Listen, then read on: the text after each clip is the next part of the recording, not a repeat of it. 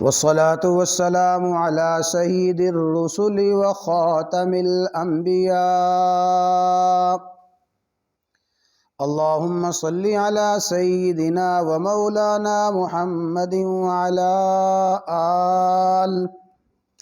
وعلى آل سيدنا ومولانا محمد وبارك وسلم وصل عليه.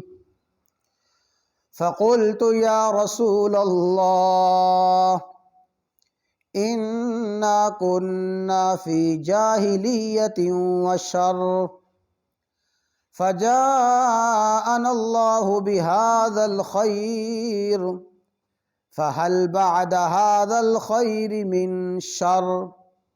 قال نعم. قلت وهل بعد ذلك الشر من خير؟ قال نعم وفيه دخن. قال وما دخنه؟ قال قومي يهدون بغير هديي تعرف منهم وتنكر. قال قلت فهل بعد ذلك الخير من شر؟ قال نعم دعاة على أبواب جهنم من أجابهم إليها قذفوه فيها. فقلت يا رسول الله صفهم لنا. قال هم من جلدتنا ويتكلمون بألسنتنا. قلت فما تأمرني إن أدركني ذلك؟ قال تلزم جماعة المسلمين وإمامهم. قلت فإن لم يكن لهم جماعة ولا إمام؟ قال فاعتزل تلك الفرق كلها ولو أن تعض بأصل شجرة حتى يدركك الموت وأنت على ذلك، أو كما قال رسول الله صلى الله تعالى عليه وسلم.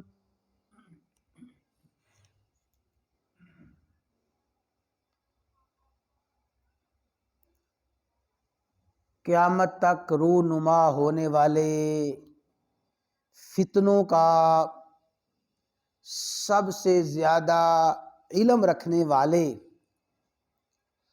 اور صحابہ کرام رضوان اللہ تعالی علیہم اجمعین میں سے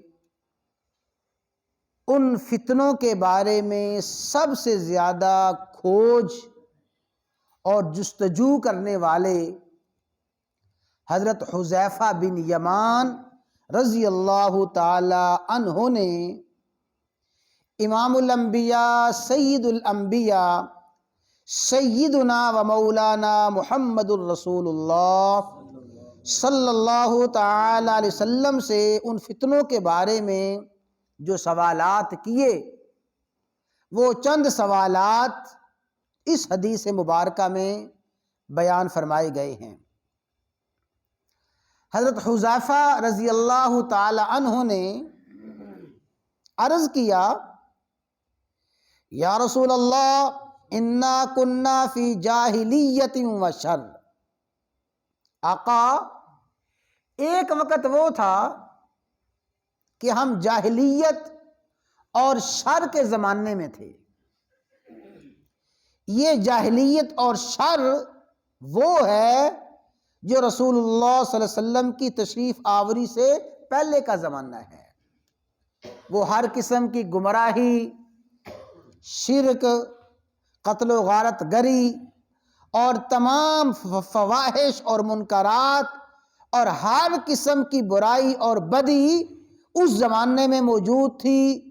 تو یا رسول اللہ، ہم جاہلیت میں اور شر میں زندگی گزار رہے تھے۔ فجاءنا اللہ بہذا الخیر، اللہ تعالیٰ نے ہم پہ مہربانی فرمائی کہ یہ خیر کا زمانہ آ گیا، اور اس خیر کے زمانے سے مراد رسول اللہ صلی اللہ علیہ وسلم کا اپنا پاک اور مقدس زمانہ ہے۔ ظاہر ہے کہ کائنات میں سب سے زیادہ خیر ان کائنات میں سب سے زیادہ بھلائی، سب سے زیادہ نیکی، سب سے زیادہ فرما برداری اور اطاعت اس دور میں ہوئی جو دور رسول اللہ صلی اللہ علیہ وسلم کا دور ہے۔ اس میں ہر قسم کے فتنے اور ہر قسم کی بدیاں اور برائیاں ختم ہو گئیں۔ تو یا رسول اللہ صلی اللہ علیہ وسلم، اللہ تعالیٰ نے آپ کے ذریعے ہمیں وہ خیر عطا فرمائی، تو آقا یہ بتا دیجئے فَهَلْ بَعْدَ هَذَا الْخَيْرِ مِنْ شَرٍ، یہ جو خیر کا زمانہ ہے جس میں ہر قسم کی بھلائی، ہر قسم کی نیکی غالب ہے اور ہر قسم کے فتنے مغلوب ہیں، آقا اس خیر کے زمانے کے بعد بھی کوئی شر کا زمانہ آئے گا؟ یعنی اس دور میں حضرت حذیفہ عرض کرتے ہیں، اس دور میں جس میں ہم رہ رہے ہیں خیر اور بھلائی ہے، کیا اس خیر اور بھلائی کے بعد کوئی شر آئے گا؟ قال نعم، فرمایا رسول اللہ صلی اللہ علیہ وسلم نے، ہاں اس خیر کے بعد شر آئے گا۔ اور رسول اللہ صلی اللہ علیہ وسلم کے زمانہ اقدس کے بعد جو شرور اور جو فتنے پیدا ہوئے، ان فتنوں میں سیدنا عمر بن خطاب فاروق اعظم رضی اللہ تعالی عنہ کی شہادت کا عظیم سانحہ، سیدنا عثمان غنی رضی اللہ تعالی عنہ کی شہادت، آپ کے مظلومانہ قتل کا عظیم المیہ، یہ وہ شر تھا جو رسول اللہ صلی اللہ علیہ وسلم کے زمانہ اقدس کے بعد پیدا ہوا۔ تو فرمایا کہ یہ جو میرا خیر کا زمانہ ہے، اس خیر کے زمانے کے بعد شر آئے گا۔ قلت وَهَلْ بَعْدَ ذَلِكَ الشَّرُّ مِنْ خَيْرٍ، میں نے عرض کیا یا رسول اللہ صلی اللہ علیہ وسلم، کیا اس شر کے بعد پھر خیر کا زمانہ آئے گا؟ فتنوں کا زمانہ، وہ برائیوں کا زمانہ ختم ہو اور پھر خیر غالب آئے، کیا وہ وقت آئے گا؟ قال نعم، آپ نے فرمایا ہاں وہ وقت آئے گا کہ اللہ تعالیٰ پھر شر کے بعد خیر پیدا فرمائیں گے، فتنوں کو اللہ تعالیٰ مغلوب فرمائیں گے اور خیر غالب آئے گی۔ لیکن سنو، وفیہ دخن، اس زمانے میں خیر تو ہوگی لیکن اس میں کچھ دھواں ہوگا۔ دخن، دھواں۔ اس سے مراد کیا ہے کہ جس طرح خالص آگ روشن ہوتی ہے اور اس آگ میں جو روشنی اور اس آگ میں جو فوائد ہوتے ہیں، وہ جو آگ دھوئیں والی ہو، یعنی مکمل آگ نہ جل رہی ہو، کچھ آگ بھی جل رہی ہو، کچھ دھواں بھی ہو، ظاہر ہے کہ وہ خالص آگ اور وہ دھوئیں والی آگ برابر نہیں ہو سکتے۔ تو فرمایا اس شر کے بعد خیر تو آئے گا لیکن اس خیر میں کچھ کمزوری ہوگی۔ قلت وما دخنہ، میں نے عرض کی آقا وہ دھواں کیا ہوگا، اس میں کیا کمزوری ہوگی؟ قال، آپ نے فرمایا قوم، وہ خیر کے لوگ، خیر والے زمانے کے لوگ ایسے ہوں گے، یہدون بغیر ہدی، وہ میرے طریقے کو، میرے راستے کو چھوڑ کے اور راستے بھی اختیار کریں گے، خیر بھی بھلائی بھی ہوگی، میری سنتوں پہ چلیں گے اور میری سنت پہ عمل کریں گے، عمل کروائیں گے، سنتوں کا نفاذ ہوگا، لیکن کچھ میری سنتوں کے علاوہ بدعات اور خرافات ہوں گی، اور وہ بدعات اور خرافات تعرف منہم وتنکر، اس زمانے میں کچھ بھلائیاں بھی ہوں گی، نیکیاں بھی ہوں گی، کچھ بدیاں بھی ہوں گی اور کچھ فتنے بھی ہوں گے، ان میں کچھ نیکیوں کو تم جانو گے اور تم برائیوں کو بھی جانو گے۔ یعنی وہ جو خیر کے زمانے کے، وہ جو شر کے زمانے کے بعد خیر کا زمانہ آئے گا، اس خیر کے زمانے میں بھلائیاں ہوں گی اور اطاعت فرما برداری ہوگی اور وہ غالب ہوگی، لیکن کچھ نہ کچھ اس میں فتنے بھی ہوں گے۔ اس سے مراد محدثین فرماتے ہیں کہ وہ جو شر تھا عثمان غنی رضی اللہ تعالیٰ عنہ کی شہادت کی صورت میں، پھر اللہ تعالیٰ نے خیر کو غالب فرمایا، سیدنا علی المرتضیٰ رضی اللہ تعالیٰ عنہ خلیفہ بنے اور خلیفہ راشد ہوئے، لیکن حضرت علی رضی اللہ تعالیٰ عنہ کی خلافت میں پھر امت مسلمہ میں فتنوں کا ظہور شروع ہو گیا، خوارج کے فتنے، اسی طرح روافض کے فتنے، دشمنان علی رضی اللہ تعالیٰ عنہ، اور پھر انہی فتنوں میں وہ فتنے پیدا ہوئے جو جنگ جمل، جنگ صفین کی صورت میں رونما ہوئے اور تحکیم کی صورت میں رونما ہوئے۔ وہ اس وقت خیر تھی، اس وقت بھلائی تھی، اس خیر اور بھلائی میں وہ دھواں بھی تھا جو مختلف فتنوں کی صورت میں آیا۔ تو یہ فرمایا کہ اللہ تعالیٰ خیر کے زمانے میں تمہیں وہ خیر دکھائیں گے، لیکن اس خیر میں کچھ شر بھی ہوگا۔ تو قلت یا رسول اللہ، میں نے عرض کیا فہل بعد ذالک الخیر من شر، کیا پھر اس خیر کے بعد پھر شر آئے گا؟ وہ جو بھلائی کا زمانہ جس میں بھلائی غالب ہو، پھر اس کے بعد شر آئے گا؟ قال نعم، آپ نے فرمایا ہاں، پھر وہ شر کا زمانہ آئے گا، اور ایسا زمانہ آئے گا دعات علی ابواب جہنم، جہنم کے دروازوں کی طرف پکارنے والے پیدا ہو جائیں گے، جہنم کے دروازوں کی طرف دعوت دینے والے لوگ آئیں گے۔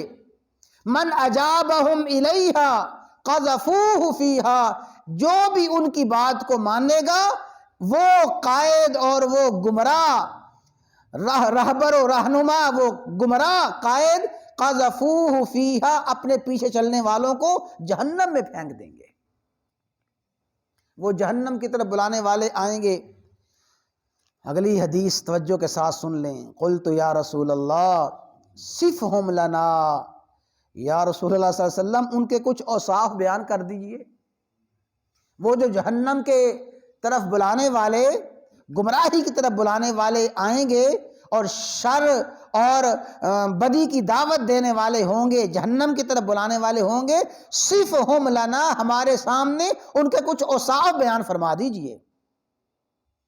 قال، آپ نے فرمایا ہم من جلدتنا، وہ ہماری ہی قوم کے لوگ ہوں گے۔ من جلدتنا، جلد چمڑے کو، ہمارے چمڑے سے، اے من قومنا وعن ملتنا، ہماری ہی قوم کے، ہماری ہی ملت کے لوگ ہوں گے۔ وَيَتَكَلَّمُونَ بِأَلْسِنَتِنَا، ہماری ہی زبان بولنے والے ہوں گے۔ یعنی وہ جو جہنم کی طرف پکارنے والے، جہنم کی طرف دعوت دینے والے کسی غیر قوم میں سے نہیں آئیں گے، ہماری قوم میں سے۔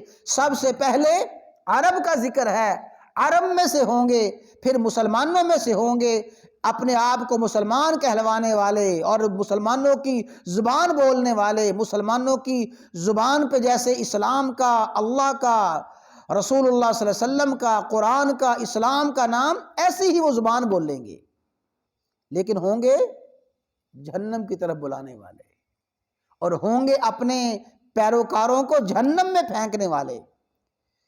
تو قلت، میں نے عرض کیا فما تأمرنی ان ادرکنی ذالک، یا رسول اللہ اگر میں وہ زمانہ پالوں پھر میرے لیے کیا حکم ہے؟ دیکھیں نا کتنی جستجو تھی اور کتنا فکر تھا کہ فتنوں کے بارے میں علم حاصل کروں، جستجو کروں۔ تو یا رسول اللہ صلی اللہ علیہ وسلم اگر وہ زمانہ میں پالوں تو میرے لیے کیا حکم ہے؟ ظاہر ہے کہ حضرت حذیفہ یہ جو فرما رہی ہیں، حضرت حذیفہ یہ فرما رہے تھے بعد میں آنے والوں کے لیے، ورنہ حضرت حذیفہ کو خود پتا تھا کہ میں نے وہ زمانہ کہاں پانا ہے۔ بات سمجھ رہے ہیں نا جی؟ کہ میں نے وہ زمانہ پانا ہی نہیں ہے، اتنا طویل وقت گزر جائے گا، تو یا رسول اللہ اگر میں وہ زمانہ پالوں اور ان لوگوں کو پالوں تو میرے لیے کیا حکم ہے؟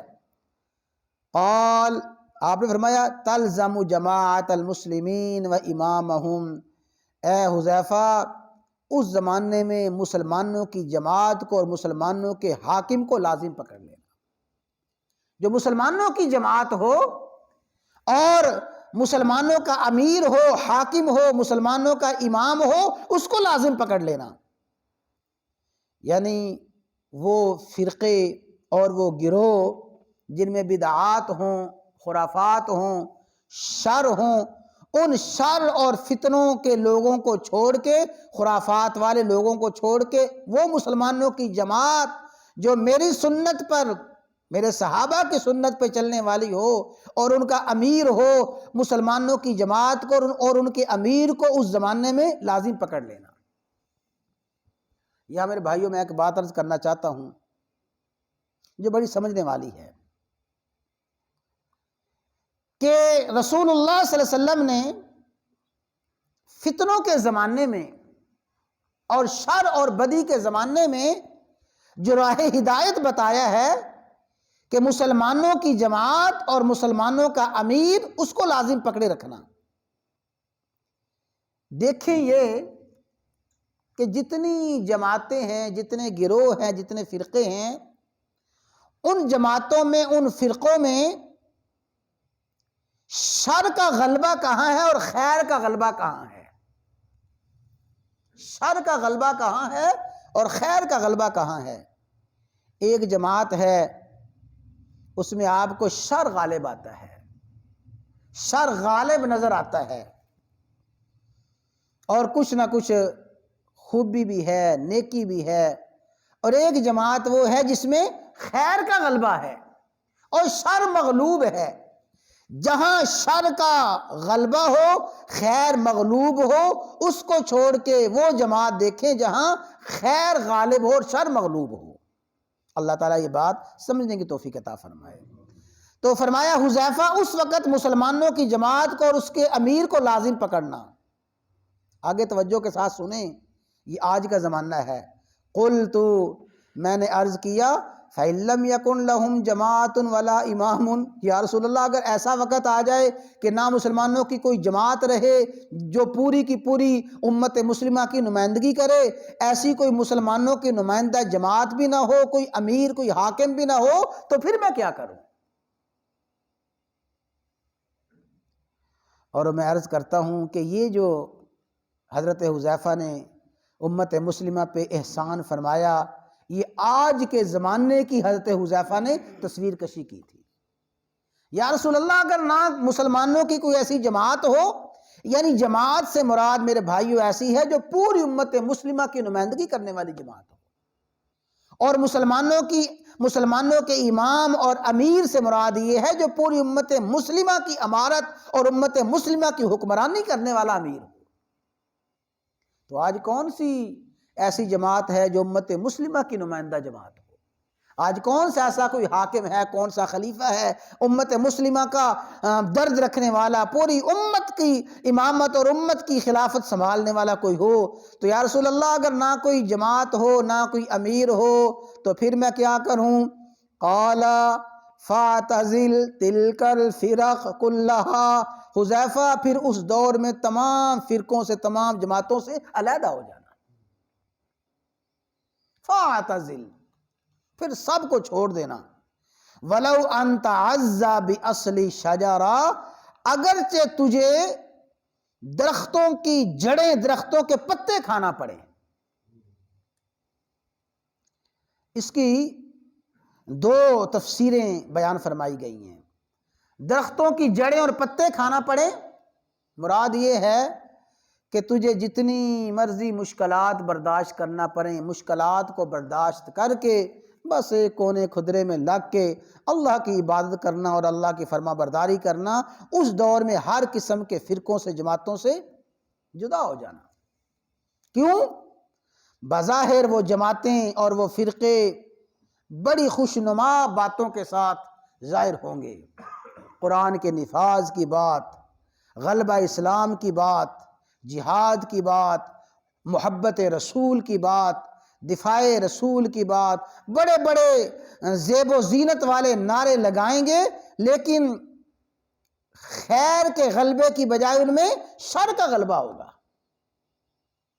کوئی ایک آدھی بات خیر والی، زیادہ باتیں شر والی، تو فَاعْتَزِلْ تِلْكَ الْفِرَقُ كُلَّهَا، اس زمانے میں تمام فرقوں سے الگ رہنا، ساری کی ساری مشکلات کو، مصائب کو برداشت کر لینا، لیکن ان فرقوں میں شامل نہ ہونا۔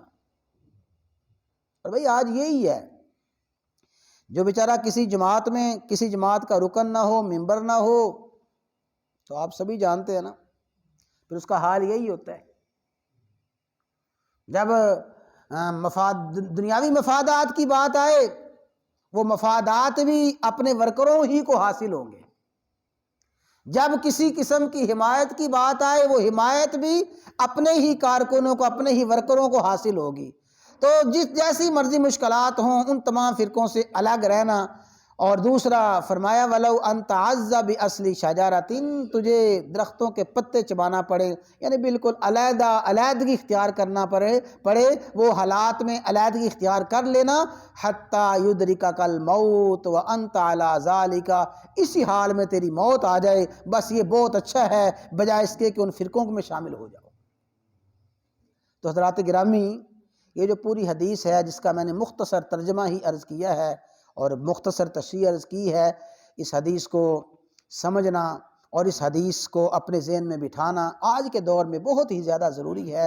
اور وہ بات وہی ہے جو میں نے شروع میں عرض کیا تھا کہ آج کے دور میں بھی اور ہر دور میں بھی فتنوں سے بچنے کا سب سے بہتر نسخہ، سب سے بہتر علاج یہی ہے، اللہم انی اعوذ بک من الفتن ما ظہر منہا وما بطن۔ ورنہ میرے بھائیوں، میرے رب کی قسم ہے، آج کے دور میں ایسے ایسے فتنے ہیں کہ ہم ان فتنوں کا تصور ہی نہیں کر سکتے، ان فتنوں کو سمجھ نہیں سکتے۔ اللہم انی اعوذ بک من الفتن ما ظہر منہا وما بطن، یہی فتنوں سے بچنے کا راستہ ہے اور نسخہ ہے۔ جو شخص خلوص دل کے ساتھ، آخری بات سمجھ لیں، جو شخص خلوص دل کے ساتھ اللہ تعالیٰ کے حضور یہ دعا کرتا رہے گا، اگر غیر شعوری طور پر لا علمی میں وہ کسی فتنے کا شکار ہو بھی جائے گا، تب بھی اللہ تبارک و تعالیٰ کے ہاں وہ مقبول اور سرخرو ہوگا۔ خلوص دل کے ساتھ دعا کرتا رہے کہ یا اللہ میں تو تمام فتنوں سے بچنا چاہتا ہوں، یا اللہ فتنوں کی حقیقت کو، فتنوں کے حقیقی علم کو آپ ہی جانتے ہیں، اللہم انی اعوذ بک من الفتن ما ظہر منہا وما بطن۔ خلوص دل کے ساتھ دعا کرتے رہیں اور آنکھیں کھلی رکھیں، کان کھلے رکھیں، فتنوں کے بارے میں آگاہی حاصل کرتے رہیں۔ اگر غیر شعوری طور پر لا علمی میں، غیر شعوری طور پہ آپ کسی فتنے کا شکار ہو بھی گئے، انشاءاللہ اللہ تعالیٰ کے ہاں مواخذہ نہیں ہوگا۔ اللہ تبارک و تعالیٰ میری اور آپ کی، ہر انسان کی، ہر مسلمان کی، ہر ظاہری اور باطنی فتنے سے حفاظت فرمائے۔